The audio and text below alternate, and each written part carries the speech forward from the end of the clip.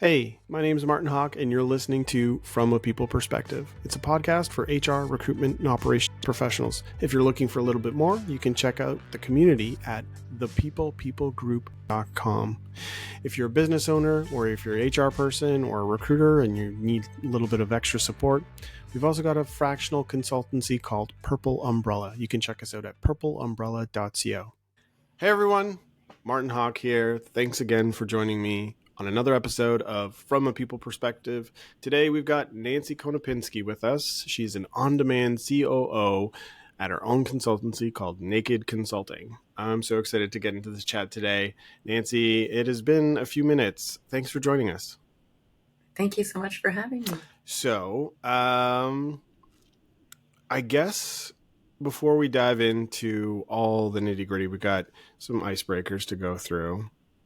Let's do it. And first and foremost, you've got a calorie-free pass for the day.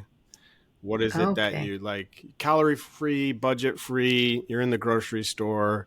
What are you just like dumping into the cart and just indulging in for the rest of the day? Oh my. Well, I like both salty and sweet. Okay. So there would be a ton of chocolate. Mm-hmm. Ton of chocolate. My favorite's milk chocolate. Okay. If there's mint, even better. And definitely chips and popcorn. Chips. All right. Let's get specific here. All right. So you said milk chocolate. Is the Jersey milk, Cadbury? What's the creme de la creme? I'm a dairy milk girl. Nice. I mean, if there's Lindt available, I'll do Lindt. But give me just a plain dairy milk bar and I'm a happy camper. This is why we get along. Already, this makes sense. I'm a huge fan of that as well. I don't know why. It feels very like, I don't know. But then I'm like, no, I like this. Because everybody's always got like, oh, this is the cookies and cream Hershey's bar, which is good. Don't get me wrong. Right. But yeah. And then on the chip side of things, what are we talking about? Barbecue chips. Ruffles, Pringles. I like Miss Vicky's. I like the kettle cooked kind for sure because they're crispier and crunchier. Crunch. Absolutely. Yeah. The more crunch, the better. Nice. Okay. And in terms of music, let's imagine you can only listen to one album for the rest of the time. Which one are you saving? Oh, that's a hard one. It's a toss-up. Probably either ABBA's Greatest Hits, because I love ABBA, or the soundtrack to Saturday Night Fever. Okay, nice. One or the other. Do I have to pick one? Yeah. I've not had. I've always had folks kind of say there's a toss-up or not every once in a while, but yeah, I gotta make you pick. Sorry. All right, I'll do Saturday Night Fever. What was the what helped you help tip the scales? I think it's because there's many artists on that album, and there's some get up and dance music, and there's some slower songs. So if I'm in a mood, I could choose. Whereas ABBA's all upbeat and fun and party. Yeah, you've got but that's brilliant, actually. Right. I think that's the first time because folks usually choose like one artist, but yeah, that's like there's some next level IQ stuff going on there. Like, oh no, just choose a movie soundtrack with multiple artists, and I got flavors to choose from. Brilliant.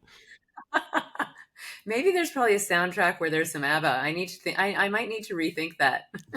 Let me get back to you. I'll have to dive into do some Googling afterwards and find out where. I'm sure we could chat GPT this, to be honest with you, because that'll get me the answer way faster and in a much less frustrating way. And I'm sure AI's come up in every conversation we've talked that I've had in the last few months. For sure. How about you? What's your go-to album? Nobody's ever asked me that backwards, and I haven't even thought about it. Okay. I don't. You know what? It's on my list here. But it's like a Finnish or just a Nordic progressive rock band called Elder, and they've got an album called The Silver and Gold Sessions, and it's just like a 20-minute song on there. It's just like this hypnotic rock tune that like slowly, gradually builds up, and I've been Cool. obsessed with it as of late. I'd probably regret listening to it for the rest of the time, so I might have to get back to you on that one. I'll have to check it out. Yeah, yeah. If it comes to mind during the convo, I'll share that. Um, Okay. yeah, the we noticed something just before we flicked the on switch, and the on air light in the corner of our minds turned on. Uh, you've got some interesting pictures, and I was like, oh, that looks like a Disney thing, and then you move the camera. I'm like, oh, that is definitely a Disney. So you are. Tell us a little bit about your surroundings and why those cool pictures are in the background. Sure, I'd be happy to. So you probably saw that one Yeah. first. That is Ariel. Without getting totally geeky, she's a production cell. So she is 1/32 of a second of actually being in the movie The Little Mermaid. Okay. Yeah, really, you could sort of see the unfinished edges here, Okay. and that's because she was actually in the movie. So it's a very rough type of cell, and I'm a huge Disney fan. So Oh. my entire place is covered with Disney art. She's the only production cell I have, and she's very special to me. This is from the song Part of Your World, Okay. where she's actually crashing up on the rock and singing. Yep. So that's one of my favorites. And just behind me on that side is obviously the opening credits from The Lion King, or the opening scene from The Lion King, where Simba is being presented to the crowds and Rafiki's holding him. This is a limited edition cell, so it's perfect. It's hand painted. It's they're both like favorites of Mm. mine. And if we had time, and if we do have time in the end, and you'd like a tour, I've got lots of animation art hanging around here. There's a whole podcast that we could dive into on that just alone. Yeah, yeah. Sure, Um, sure. My cell, my crib with cells. yeah, we could do cribs. Yeah. Um, I guess now I have one last icebreaker. And there wasn't much ice in the first. There was no ice in the first place, but just for the tradition's sake, we asked them, or I asked them, uh, Okay. what did the go-to Disney movie? Oh, oh, that's harder than the album. I think my favorite is, again, it's probably a toss up, but I'd have to say Brave. Brave. Have you seen it? Yes, but like in fragments, you know what I mean? Like sort of like Right. I'm the parent watching the movie with the kids, but I'm also distracted because I'm, whatever. But Right. um I now have to change my stance. Like I feel like I need to rewatch it entirely. It's such. I mean, I love Beauty and the Beast, just because she's a strong female role model. Mhm. I absolutely love that. But Brave is that the heroine of the movie is just that, a very brave, strong, you know, um, intense young woman. And there's also this lovely relationship between her and her mother. Hmm. And I think that's why it wins out over Beauty and the Beast for me. Fair, fair. No, I love that answer because it's not obvious, I guess. Like it feels like there's like the Aladdin, the classics, right? And Brave's definitely a Disney movie, just definitely well known, but it's not the one that you would sort of expect. So I love that answer. Thank you. Thanks. I like the unexpected. So we'll get to where you're at now, but uh, and from the perspective of you know sharing people's journeys is what this podcast is about, and just helping folks understand that a career path is not a straight line. It's crazy squiggly. Usually you get a few pieces of paper and you go off the page and you come back on to the page that you said you'd never go back to, and da da da da da, and it's always squiggly. And I think this is meant to help illustrate that. So maybe just share the beginning story of your squiggly line. Sure. So I had started off in university studying Mm-hmm. psychology, And after 2 years, realized I didn't like it. Okay. I didn't want to be a psychologist. I didn't know what I was going to do with my degree. So I changed my major to English literature. And what that meant was a very intense number of courses that involved essays and theory and writing and reading, which was very different than some of the other academic courses. So I decided to do that part time and start working full time, and really not in retail, like to try to actually kickstart my career. And funny enough, and here's where I'm going to, show my vintage, if you will. But I got a job working for a printer called Quebecor, Hmm. and they were responsible for printing Yeah. flyers. And this was, long before digital, long before lots of things that, we'll talk about, computers, etc. And I was responsible for the Kmart flyer. Okay.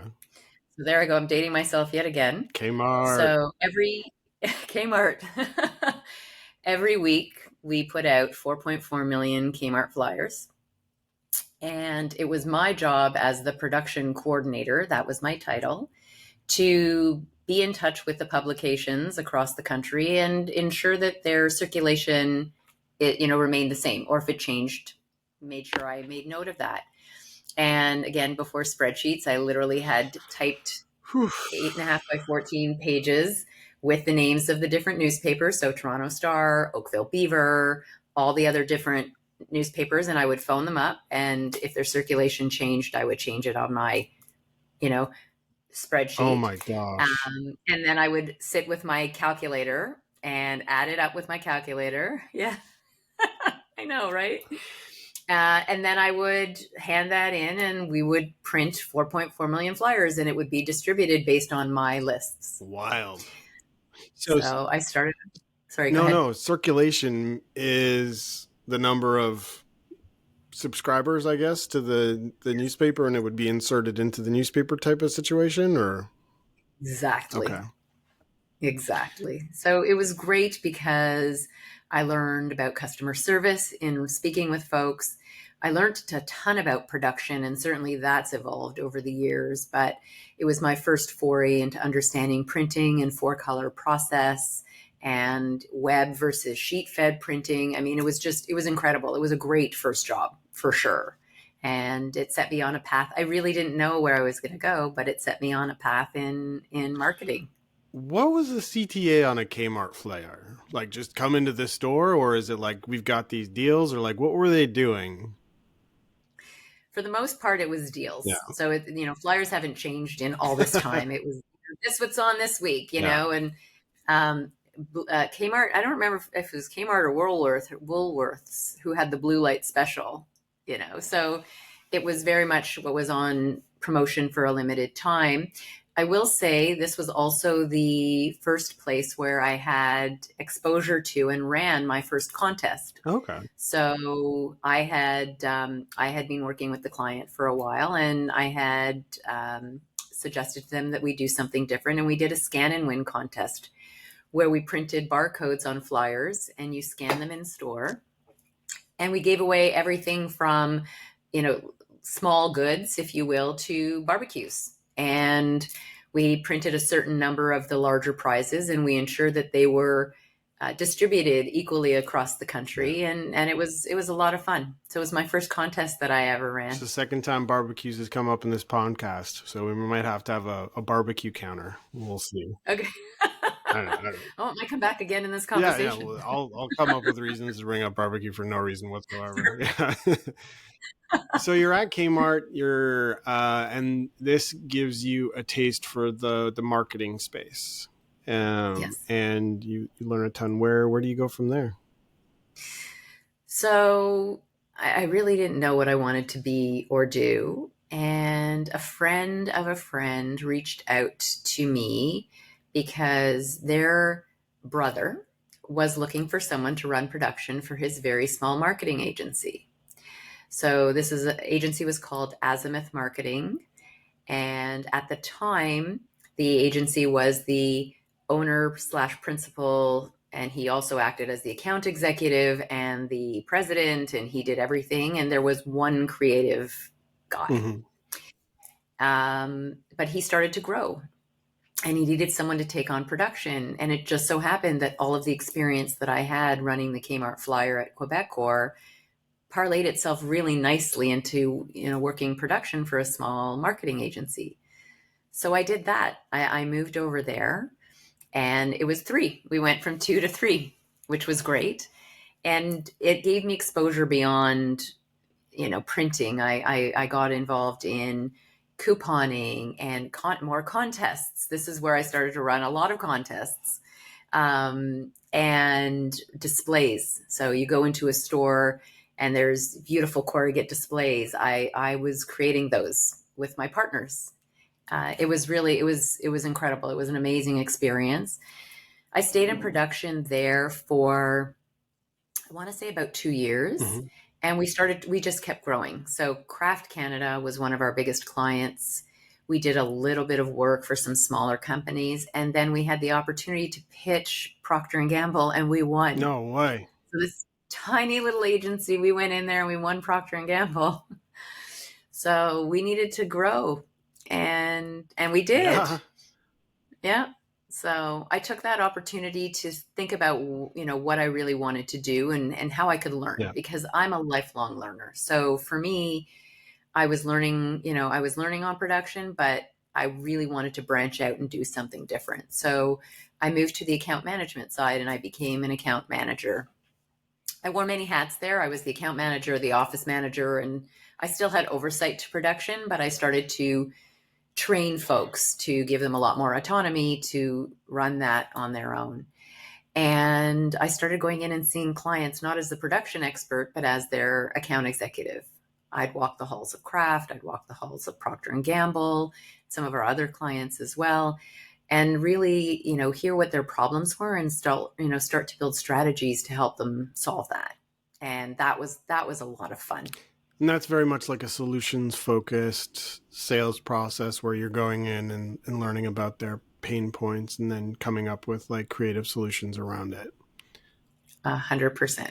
I haven't watched Mad Men, and I'm not trying to take it that far back, and it's the wrong example. But I'm getting this, like, there's still that like era of creativity in marketing and advertising where it's like, is it similar? Like, is there similar sort of like you go in and they have no idea. They're just like, we have this widget, we want to sell it, but we don't know how to do it because we're so busy making the widgets and making sure that, was that sort of the vibe? Or in some cases, yes. Yeah. Some of the asks were incredibly tactical. We want to promote shake and bake. Yeah. And, we want a coupon at this particular date and this particular time to last 4 weeks. Unlike a flyer where it was negotiated with the retailers, in this particular case, if we created a coupon, it could go on shelf at multiple retailers and it would last beyond a week. Yeah. So sometimes the asks were incredibly tactical. At times, there were opportunities to be incredibly creative. So I launched Kraft light peanut butter into the market. And we had a chance to be really, really creative about that, including what the kit looked like that we sent out to the sales reps to get them excited about going into their customers to sell, including at shelf display, promotional marketing as well. So there, as much as possible, there definitely was an opportunity to be creative, but it was a good mix of tactical and some, and more strategic work. And certainly, as we talk about my career and the sort of different roles that I had, I found that the opportunity to do that really ebbed and flowed, specifically as companies started to align themselves either globally or regionally. And sometimes, honestly, Canada fell by the wayside as just like another market. So there were times, not at Azimuth and not early on in my career, however, later in my career, where we were just tasked with adapting US creative, and there wasn't a lot of chance to really be strategic or creative about it. So Canada is a testing ground oftentimes because we're sort of a drop in the bucket. Not really, more like Canada's an Mm, afterthought. mm, And, we're doing this in the States, so literally Canadianize it, yeah. add a U here and there. Okay. And put that out into the market, or make sure the packaging is bilingual versus versus English only. Yeah. So sadly that happened a lot much later in my career. I was very lucky again to have cut my teeth in a time when creativity was appreciated and Mm, rewarded. mm. I hope I remember to ask about that, but there's a really interesting challenge or opportunity with creativity now, just with AI, obviously, and given your appreciation for Disney movies and whatnot, like how AI and just like I've messed around with these AI. I'm just gonna ask the question now. I've messed around with these AI, um, image generation things, and it's insane. It's like, okay, if you had dreams of being an artist for Disney, is that still a valid dream? I hope so, but my goodness, it's insane. It is insane what you could do with the proper prompts and a browser is It's, incredible. I'm blown yeah, away. and it's just Blown getting away. started too. Like if we think about it as well. 100%. Kind of going back to the not back to barbecues, but back to, I guess the one thing that are at some point in this, one thing that stands out as I'm listening to all of this is there's an aspect of generalist, right? Generalist, but with a need to have like specialization in certain things. But at the end of the day, and that's the ultimate sort of add, like COO and operations in general is sort of like, we don't know what to do with this particular responsibility. Just give it to operations, right? Like they're the ones that can handle it. So are you starting at this point, like in where we've gotten to in your career history, are you starting to see that trend, or is it still you're still messing about and looking for which squiggly line to tug on next? Oh, I stayed in marketing for many years. I was in marketing for over 20 years. And it was still very squiggly, though. I worked for small entrepreneurial shops, like, 3 people. Mm-hmm. We grew that agency to 12, well, in my tenure there. But I also worked for large global organizations. And, I had a couple of tenures there. And it was with my last global organization, I was the managing director of the Toronto office of what was formerly Ogilvy Action. Most people know Ogilvy and Mather Advertising. This was the brand activation arm. It became Geometry Global, and now I think it's called something completely Yeah. different as the global organizations tend to realign and Yeah. reconfigure. Exactly. And it was there, I think my journey was still fairly squiggly, but maybe a little bit more wavy because I stayed in marketing. Fair. I stayed in brand activation, which was everything from contesting and promotions to shopper marketing, which is really, understanding the nuances of the different shoppers who shop at Walmart versus the folks who shop at Loblaw. Mm-hmm. And online shopping was just something Yeah. new at the time. So it was even, okay, who shops online? And, how are we going to speak to each of those shoppers differently? So I spent most of my career doing that rather than traditional advertising. As you see on Mad Men, I think I've done 2, maybe 3 TV commercials in my entire Yeah. life, as opposed to someone in traditional advertising.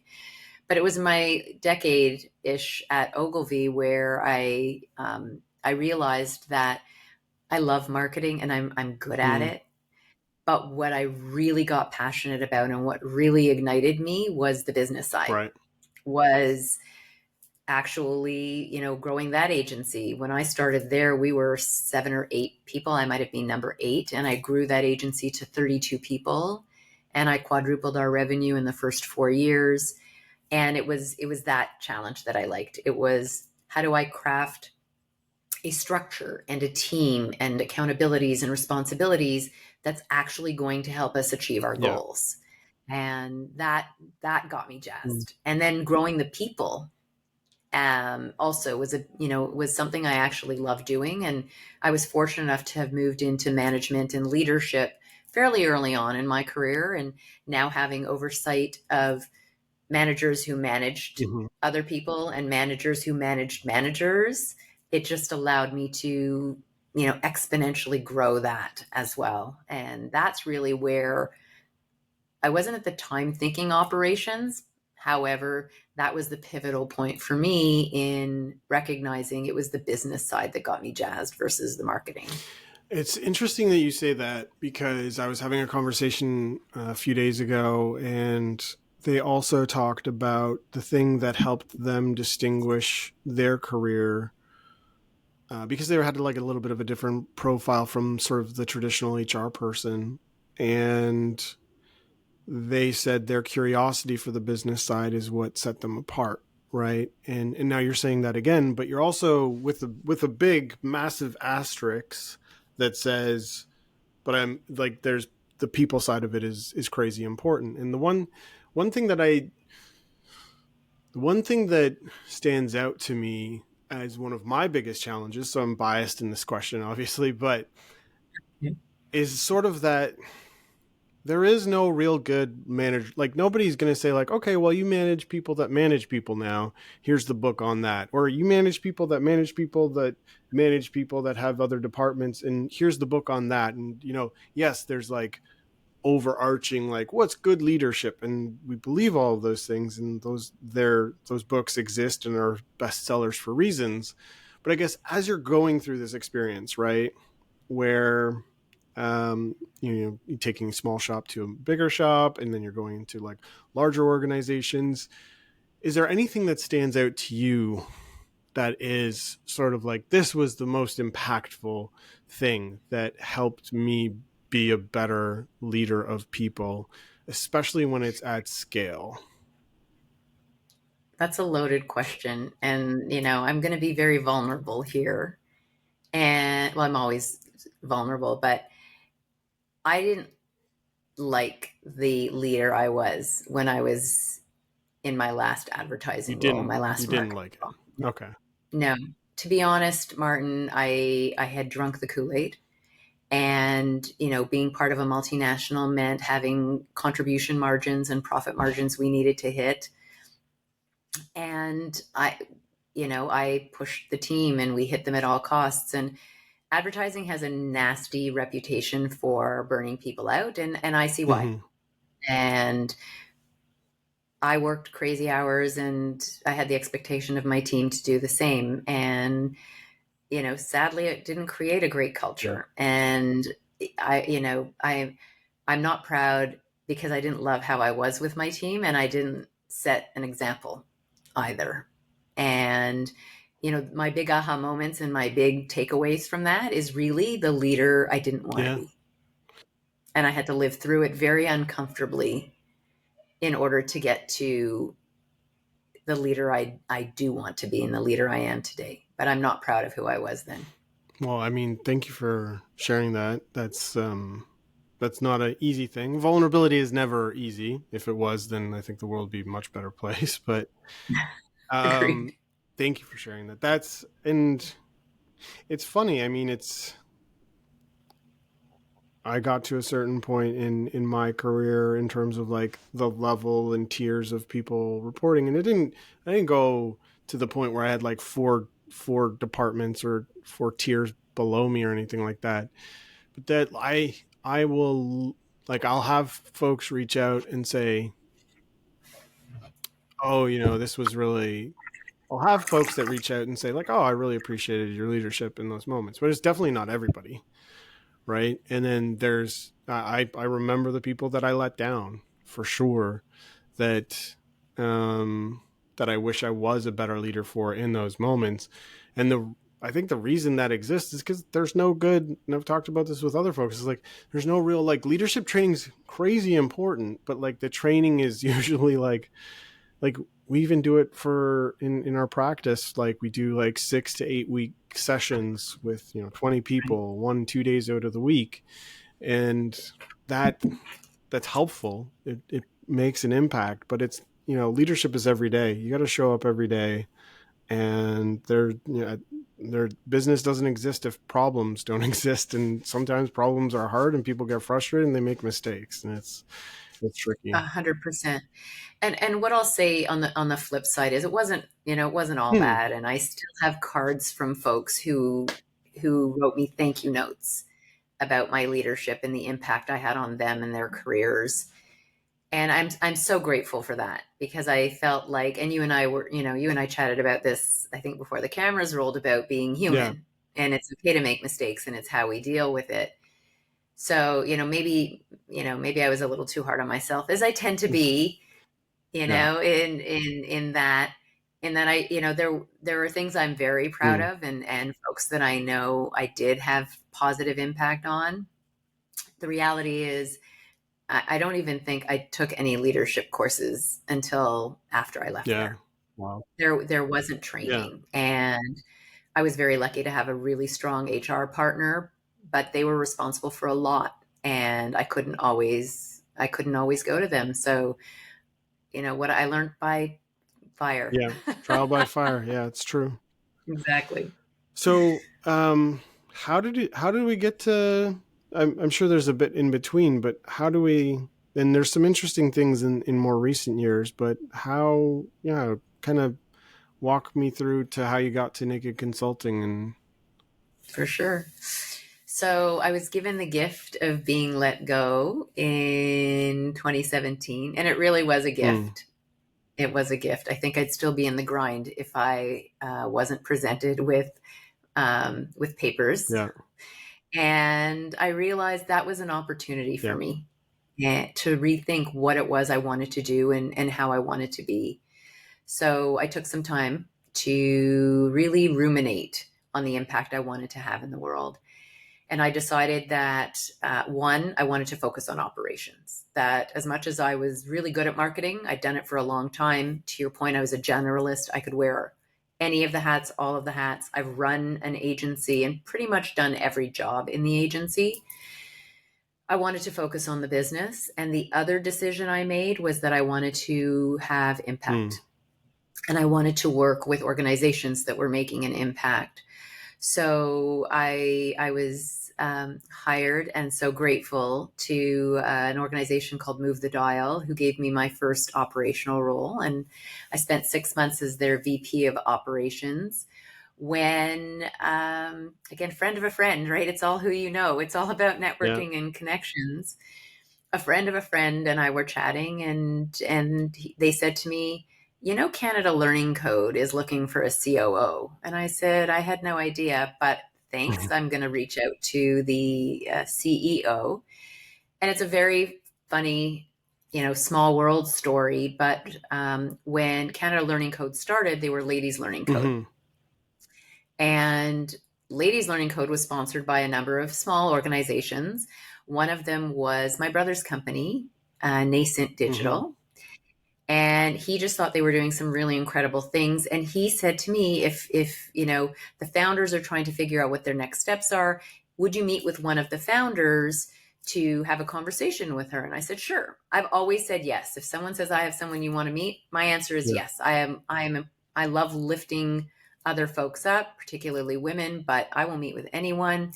And I'm really happy to impart knowledge or share my opinion. And I have lots of opinions. That's one of So your this superpowers, founder, by the way. I've always been grateful for knowing you, and I forget how we met, thank but you. I just wanted to just pause there for a second, and like it stands out because um yeah, you're just so authentic about it. So kudos. Thank you. I appreciate that. So this founder came to see me and said, Ladies Learning Code, we're doing great. In order to keep more women and girls in tech, we need to start younger. So we're thinking of launching Girls Learning Code summer camp. Mm. And they said, if we did, would you send your daughter? She was 12 at the time. And I said, absolutely. You build it, we will come. And we did, and I did, and my daughter was at the very first cohort of Girls Learning Code No way. summer camp. So, and then even smaller world, my brother ended up marrying that founder. So she is now my sister-in-law. No way. This way. She didn't stay with the organization. She she moved on and did something else. But so when Canada Learning Code had this opportunity, I said, I have to. There's just too many connections, and it's such an incredible organization bringing introductory computer science education to underserved populations. It's women and girls and newcomers, Black, Indigenous, people of color. And that meant a lot to Mm-hmm. me, especially, you talk about AI, and there were some folks we taught who didn't even know how to turn on a Yeah. computer, who we taught the basics to all the way through to, more complex programs. So I went there as their COO. And again, very lucky to have worn many hats in that organization. Operations and organizations are very different. In some cases, it includes marketing and people and culture and finance. And in this particular case, it did include marketing. It didn't include people and culture, and it didn't include finance. But I had oversight to the program design and Mm-hmm. delivery as well. So it gave me insight into other new areas, which I love. Again, being someone who wants to consistently learn and grow, I learned a tremendous amount. So loved that role. And I left there last year. Funding landscapes in Canada were completely decimated Yeah. coming out of Yeah. COVID. And sadly, the organization was getting ready to pivot. So I left there just over a year ago, and that's how Naked Consulting was born. I decided at that point in time, perhaps it was time to do something for me. Yeah. So I hung out my shingle, and here I That's am. awesome. No, Thank and you. I've really appreciated our chats. We connect every once in a while, and it's sort of like a little knowledge sharing coffee session. And it's like, oh, what are you doing, and what am I doing? And it's just I've always learned so much, and I'm very grateful for your advice and mentorship. The can in terms of yeah, like let's touch on Naked Consulting for a bit. How'd you come up with the name?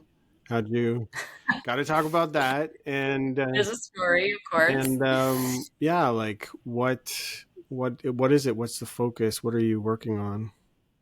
for sure. So yeah, the my boyfriend came up with the name, and I said that's kind of cute, but maybe a little bit too risque for me. So I started to play around with names. And what I did like about Naked is it had the N and the K from my initials in it. Oh, okay. And I started to play around with the D, maybe be NKD Consulting. And NK would be for my initials, and D would be for all the incredible verbs that start with D: design, deliver, develop, delight. I could go on and on. And I started playing around with that. And then I realized, like, I didn't want to have a name that had my initials in it. I didn't want, I wanted to be Yeah. different. So I started to do a little bit of research, and I just sat down in front of my laptop one day, and I should have done it with ChatGPT, but I did it in Google instead. And I just typed in Naked Consulting. And it turns out it's a thing. I had no idea. But Patrick Leccioni coined the phrase naked consulting, and it is consulting based on candor, transparency, and vulnerability. And the minute I saw that, I said, "That's it. Right. That's." I changed my mind, Right. and I called my boyfriend. And I said, "You named it. You get it. We hit the nail on the head. That's my name." So I registered the business in the spring, and that's the story of the name. And what I do is I help small to medium sized businesses get from strategy and goals to Yeah. results. And it's about building the action plan to help them get Yeah. there. And if they don't have a strategy, I can help them with that as well. However, for me, I'm really about getting shit done. So let's figure out what you need to do. And it's, let's figure out what we need to do, and let's make a plan to get there. And let's ensure that while we're doing that, that everyone in the team is passionate about what the organization is working on, and that they all have tasks that tie to whatever the big goals are, and they're aware of it. So everyone feels like they're contributing to the end result. Yeah. It's that always feels like the missing piece. And it's in terms of you say get shit done, and my business partner Tim, who is notorious for this, he's also like very much an operator. It's just like Why can't there be a job where it's just you come up with good ideas and then everybody else gets to do the stuff and the ideas? That's not how it works. You gotta there's blood, sweat, and tears that have to happen after. Like, oh, the eureka moment. This would be really good, and then you find out that the thing you thought was incredible is actually not what they're looking for, but it gets you a little bit closer to what product market fit or whatever you want to call it. It looks like. 100%. It's a discipline for sure. 100%. And where it works really well is where there is that visionary eureka kind of, person who's usually the CEO or the founder of the organization, and then someone who's grounded In in, reality. okay, exactly, Yeah. exactly. And that's not to say, it's about how do you get to yes. It's not a lot of no's, though. I tend to say no a Yeah. lot. But it's more about what do you mean, what do you mean by that? How can we get to the crux of it? To your point, like, do people really want this? And an operator or a COO or whatever title, is really about asking those questions. And it's in the tension is where you get to the reality, and it's also where the magic happens, right? Yeah. It's like, what do we, what do we think, and then what's the reality, and where do you find that sort of magic meeting of that to create something really special? What's interesting, you said tension, and that stood out to me for a number of reasons. And I've experienced it myself, and I would consider myself like a baby entrepreneur for the most part, maybe a toddler entrepreneur, not this, right? Okay. I'm out of Me too. diapers, I think, right? Like, Me too. yeah, no, I'm new fair. at this too, right? And so like, there's this interesting like healthy tension that I have with and it's this interesting like and I'm for whatever reason talk to my psychologist but like averse to like I'm probably like a first child thing like I just like everything I did was like oh my god what incredible drawing I'm just constantly chasing praise and all that fun stuff right but and that's like my signal. It's like, oh, when people give me praise, then I should keep doing that thing so I can get more praise. It's probably a really broken coping mechanism. But like in terms of, sorry, go ahead. It's human. It's human. Thank you. Yes. The the thing that comes from it is when when you do have an idea or you do have like a very concrete sense of like no this is going to work or this has legs and then somebody comes in and says no those you're here's all these other things not only is that like in the moment emotionally like but this is my plan and this is supposed to work perfectly and why are you shitting on my idea whatever the case might be and it's taken a long time for me to just mentally get to a place where like first off this person's coming in with like best intentions because regardless they want success Right. but that tension piece is it's almost as though even in relationships right like there needs to be a healthy amount and there needs to be healthy discord and conversation around it in order to move forward and grow and I guess from the consulting perspective I often run into that situation with founders as well, more on the recruitment and HR side. I guess what I'm curious to hear is like, do you have like a framework for when things do get tense? And like, okay, we're in this messy place from like at the executive table or whatever, right? Or with the founders or the owners. We're in this tense place and people are losing sight of the end goal and emotions are rising up because they feel like they need to defend like I guess I'm sure you've Right. seen a bunch of those in your career. I'm curious to get a sense of um, if you've got a framework to manage and handle those moments to bring people back to earth so to speak.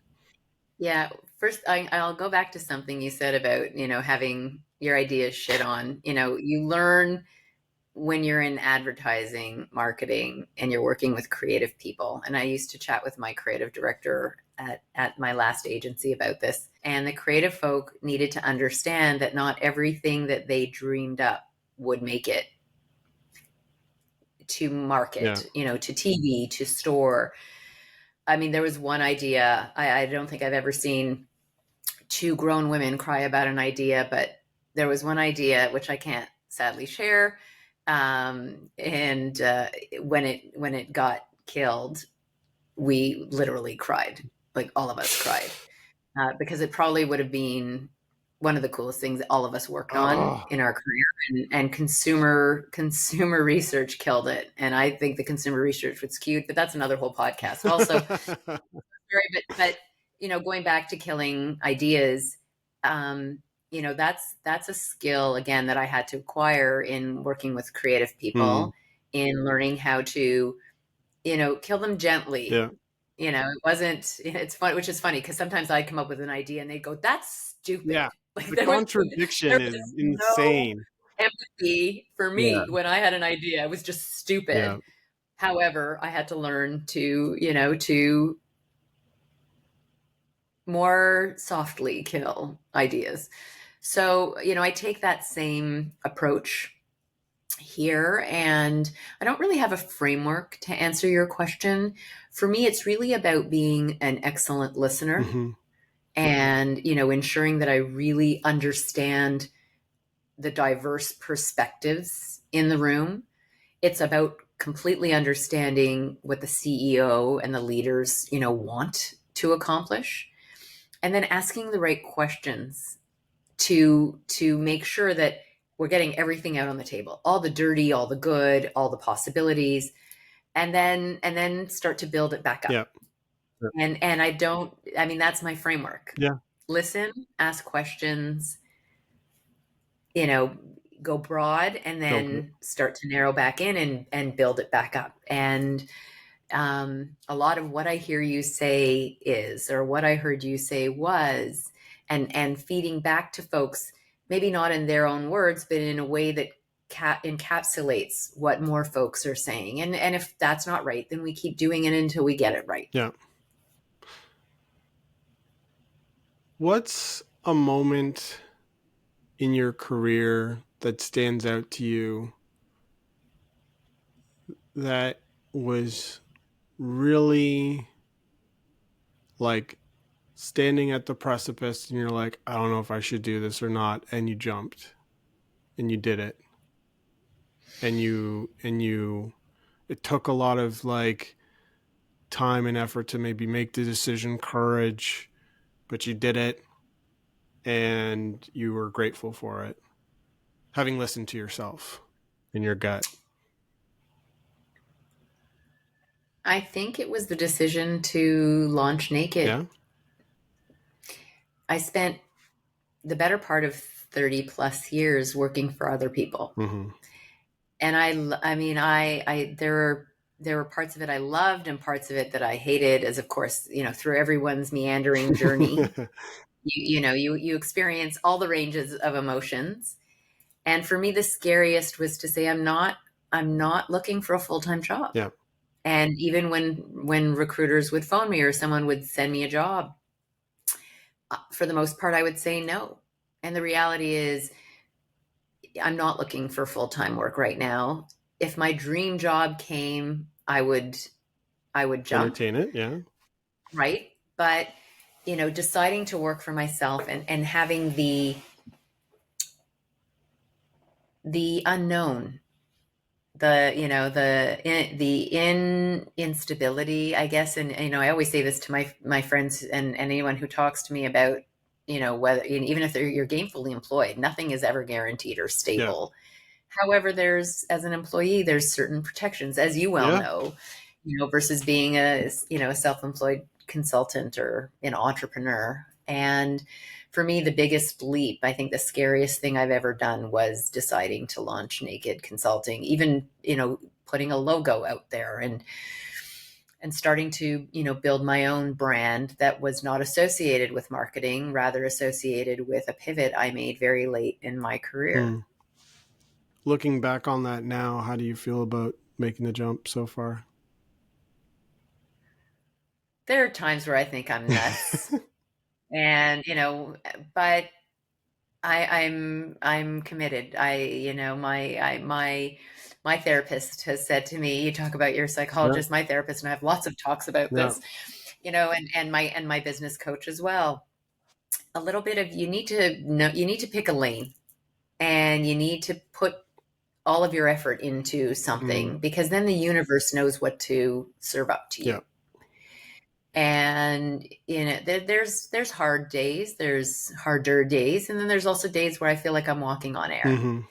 And I don't think that would be any different if I was employed by someone Sure. else. And if for the most part I'm still very excited about what's to come. We talk about that tension, and I also feel like the magic happens when you're part excited and part nervous, and I still feel that way. So I still believe that the magic is here. That's good. That's awesome to hear. It's funny you say that's not funny.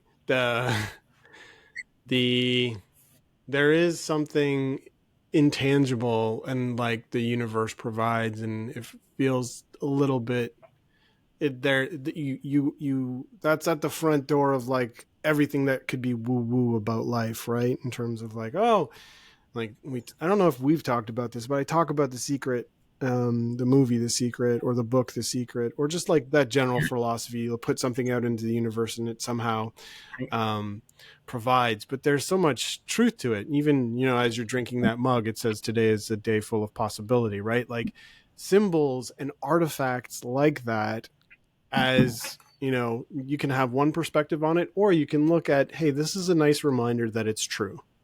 Because if that reminder helps you believe that it's true, it's just getting you further away from it's not possible. And the one thing that's always frustrated me the most is just the idea of something not being possible. And I contradict myself 100 times on that, but like, and I have to remind myself, but it's just like the second you step away from that, it's like, maybe it's incredibly, incredibly, incredibly difficult to do. But as long Right. as you think it's possible, it can be done. And that's not to discourage that, or that's not to say that like other people have challenges or not.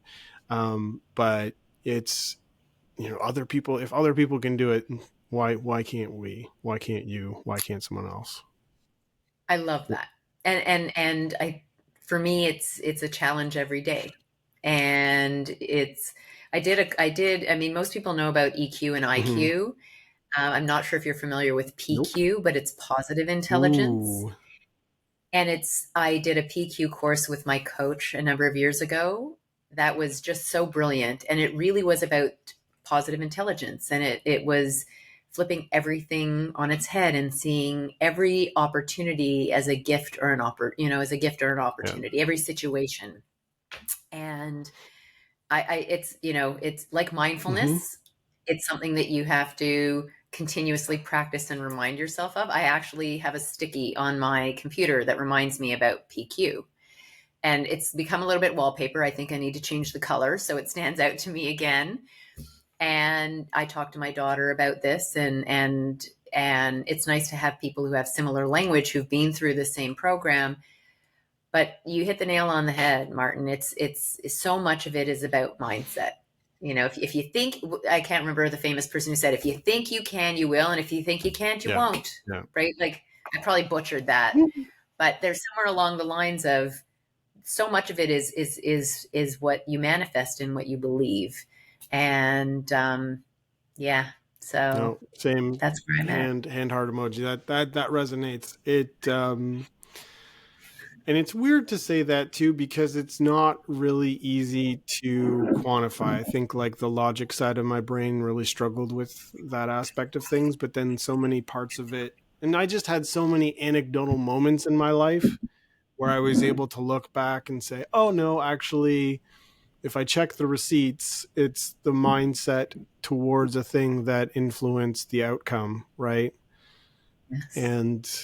And it's such the mind is a interesting thing. And Powerful. yeah, very. It's so power, right? Like, yeah, your thoughts are just your thoughts. I mean, that's another That's whole the whole podcast too, podcast right? too. Yeah. We could do a whole podcast on PQ if you Yeah. want. I think it's a brilliant practice, and something, it's lifelong. So in terms of that's where you're at now, and I guess what's there's no like I'm like, well, what are you excited about in the future? You'll be like, well, Martin, I am in the middle of building out my business on my own for the first time, so I'm still kind of preoccupied with that. But I guess like, what are you hoping for? What's on the horizon? What are you excited about? Yeah, thanks for asking. I've recently decided that I want to focus my efforts on helping women led and women owned Hmm. business. So I hadn't really had a focus.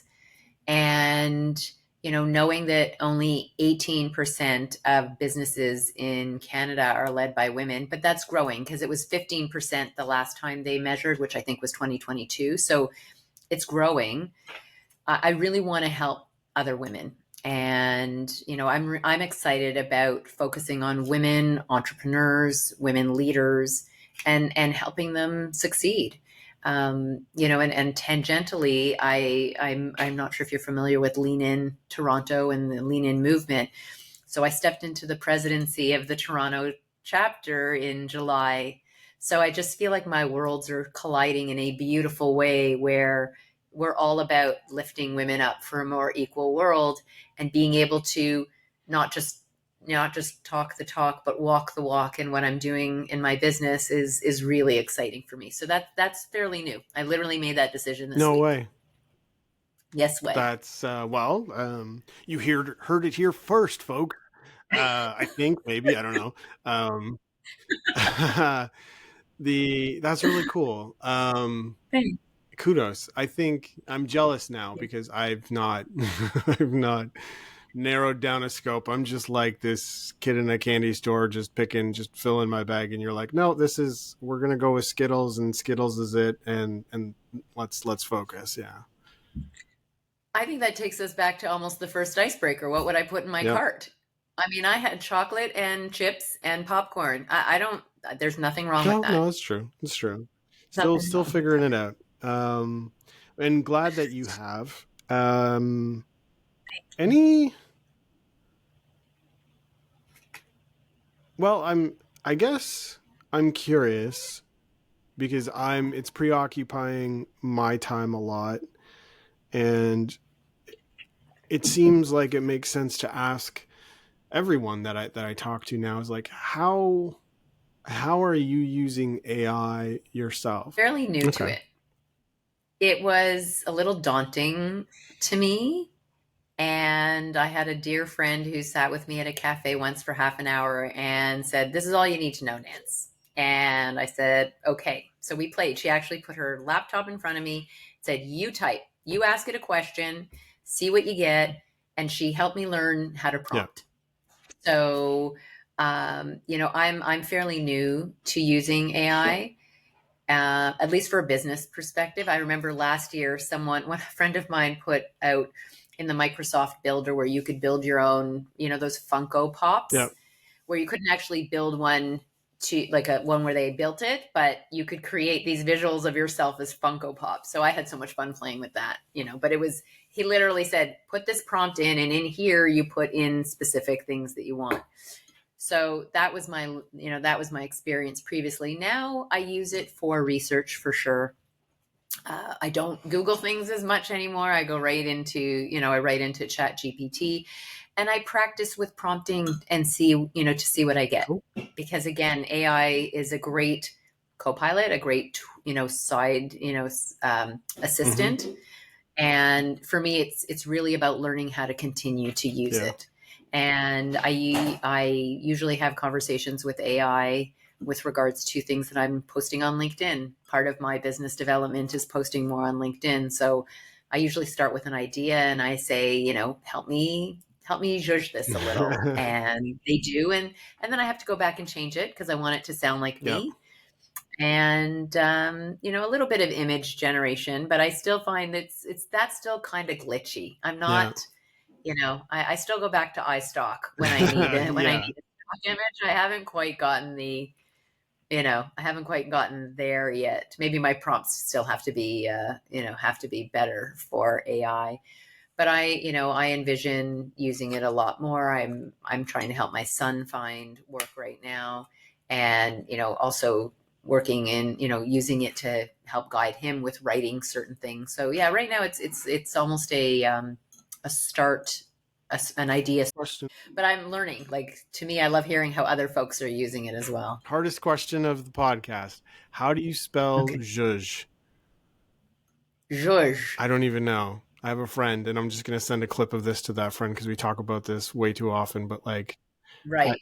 Well, I guess if we had, it would be interesting if we had captions, then we'd see how they this is spell it. true. But when I'm spelling it and I put it actually in like a Yeah. text, it's actually Z-U-Z-Z. And sorry, I don't say Z like Canadians. How dare you? Z-U-Z-Z.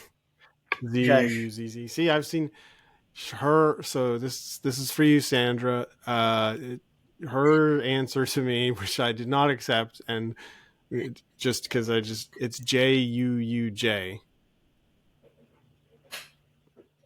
No, that's like juge. Huge, yeah. Juge. Like Yeah. I think of jujubes, like jujubes. No.